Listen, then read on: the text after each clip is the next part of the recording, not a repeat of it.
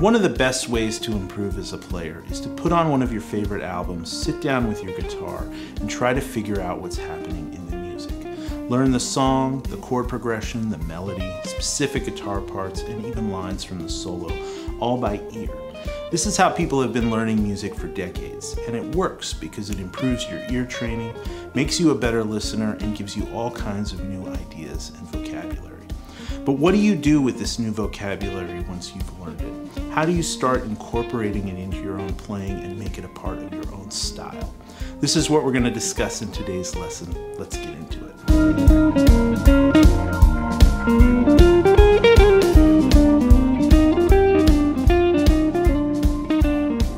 So in order to learn something by ear off of a recording, you've got to sit down with it, listen to it extremely closely, and then start figuring it out one note at a time. In the beginning, this can be extremely difficult, but if you stick with it, it gets easier as you start to recognize the sound of certain chords and certain interval relationships. This is called ear training, and it's an essential part of improving as a musician. What I want to talk about today is what to do once you've learned something. How do you incorporate it into your own playing and make it a part of your own style? This is something you hear with many great players, whether it's Eric Clapton playing things he got from Freddie King records, Derek Trucks playing things he got from Duane Allman recordings, or even Pat Martino playing things he got from Wes Montgomery. To demonstrate this, we're going to look at one of my biggest influences, Grant Green. I'm going to play one of his solos that I learned and then take a few of the lines and show you how I go about using them in different applications. This is from the tune Green's Greenery. It's a swing blues in the key of B flat. Here's the original solo.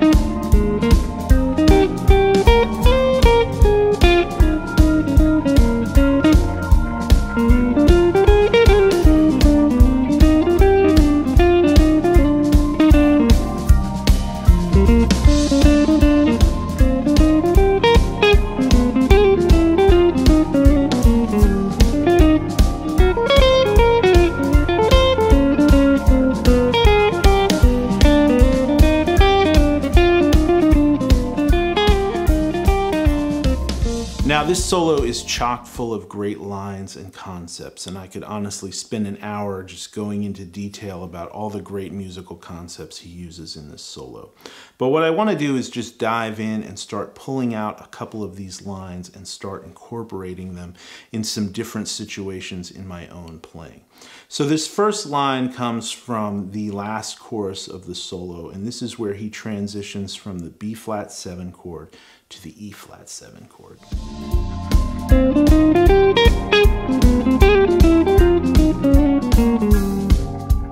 Now, when you're learning new stuff, it's always a good idea to pay attention to the song form and the underlying chords. And if there's a particular line in a solo that you like and want to learn, it's always a good idea to learn everything else around it. Oftentimes, it's the build-up to the line that makes it so nice. So now that we know this line and we understand how it sits in the form and what the underlying chords are, the next step is to just start playing this in a situation where you have a similar chord sequence. Since this is a blues and we're essentially going from the 1 chord, B flat, to the 4 chord, E flat, we can use this same kind of idea over a similar chord progression.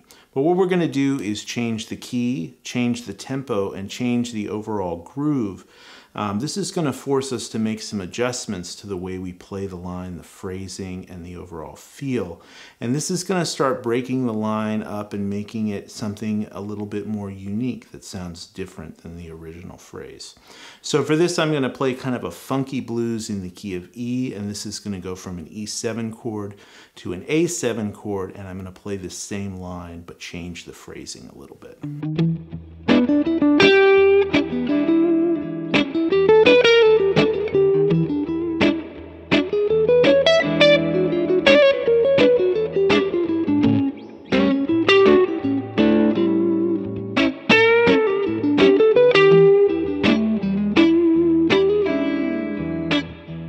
Alright, so let's take another line from this solo. This time we're going to take the last line from the first chorus of the solo. This happens over the chords B flat 7 to G7 to C minor to F7. This is also referred to as the 1-6-2-5 chord sequence. And this is a common chord sequence that pops up in a lot of tunes. So here it is over the original swing track in B flat.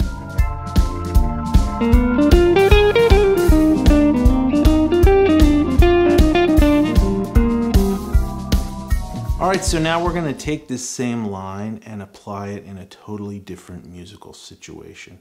For this, I'm going to play sort of a gospel-inspired chord progression in the key of G.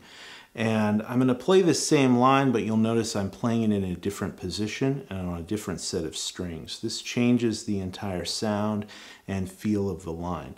So even though it's the same notes that came from the earlier example, it's really starting to morph into its own thing here.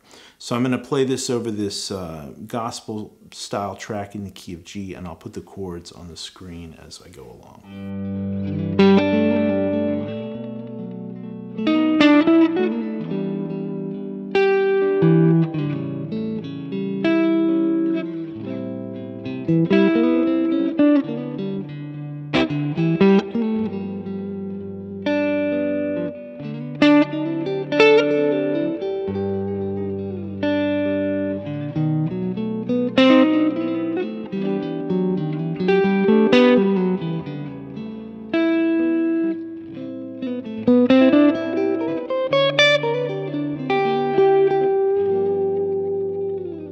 So that's all there is to it to get started. The more you do this, the more your lines start to morph into something unique and become a part of your own style.